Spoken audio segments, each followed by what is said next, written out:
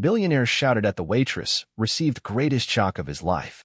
The billionaire's voice thundered through the fancy restaurant, making every spoon pause midair, but no one expected the waitress's calm response to turn the entire room silent. It was a rainy Tuesday night when Emily stepped into her shift at Coder Table, one of the most expensive restaurants in the city, the kind of place where meals cost more than her rent, and customers expected smiles with perfection. Before we go further, please ensure to like, share, and subscribe for more interesting stories like this one. At 23, she'd seen enough entitled guests to last a lifetime, but nothing prepared her for Mr. Jeff Bezos, a name whispered in boardrooms and business schools alike. He walked in with his usual swagger, his presence demanding attention before a single word left his mouth. Billionaire, media mogul, known for firing executives on a whim and humiliating waitstaff for sport. Emily knew she had to serve his table. Everything went smoothly at first.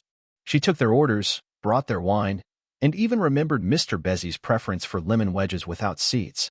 But when she returned with his flip minion, the mood shifted. "This is not medium rare," he barked, slamming the plate on the table so hard it rattled the glasses. "I'm sorry, sir," Emily said calmly, already reaching to replace it. But he wasn't done. "You think you can serve me this?" He sneered, voice rising. "I pay thousands to eat here, not be treated like some college student at a diner." The entire restaurant froze. Heads turned, whispers started. Emily stood still.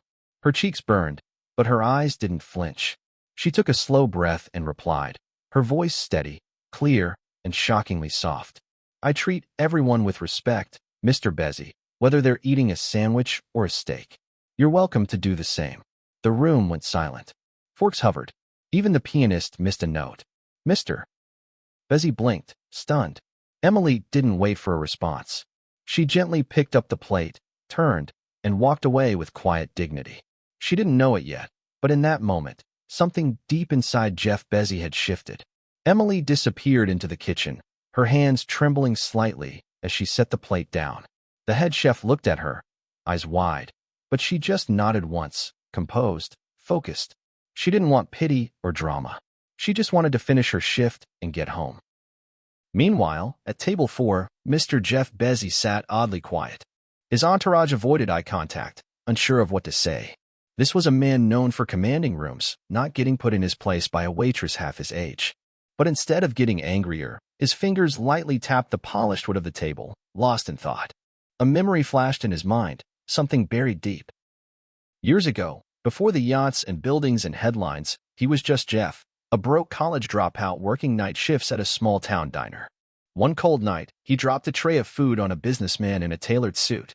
The man had stood up red-faced and shouted in front of the entire restaurant. Jeff hadn't even gotten the chance to apologize. He remembered how he'd stared at the floor that night, fists clenched, face burning in shame.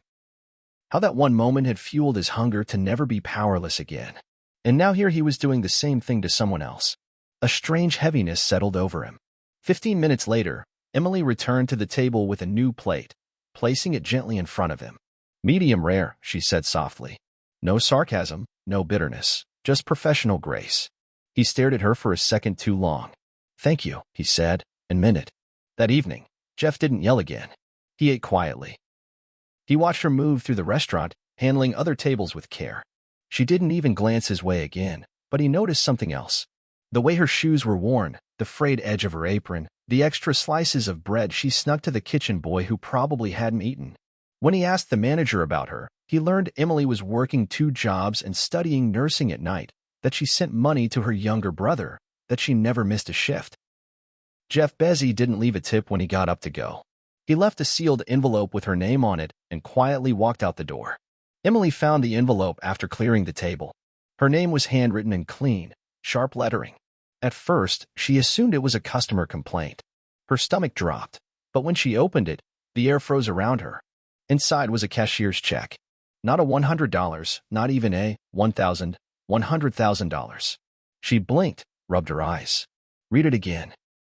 No note, no explanation, just her name and the money that could erase years of struggle. She ran to the manager, heart pounding. "Did Mr. Bezos say anything when he left?" The manager shook his head. Exodus just smiled and said the food was great. Emily was speechless.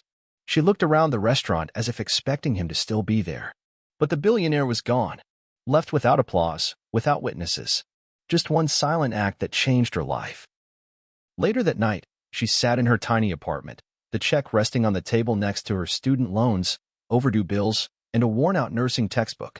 She called her brother and cried, not out of despair, but relief. Meanwhile, across town, Jeff Bezos sat alone in his penthouse. For the first time in years, he wasn't thinking about profit margins or stock prices. He was remembering what it felt like to be humiliated and what it meant to choose dignity over pride. He wasn't used to silence after speaking.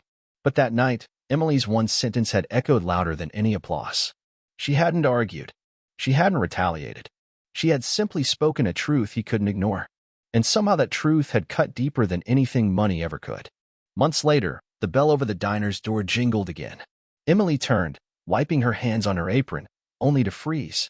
It was him, Jeff Bezos, back in his crisp black suit, but this time different, softer. He held no phone, no urgency, just a small envelope and a quiet smile. "I never got to thank you," he said. Emily blinked. "For what?" "For reminding me that people still speak from the heart." He handed her the envelope and left without waiting for a reply. Inside wasn't a check this time. It was a letter. "Dear Emily, in my world, power silences people. But you didn't flinch. That one sentence changed something in me. I've started a foundation, the Emily Grant Initiative, for women like you who give everything, even when the world gives them little in return. I hope you'll lead it."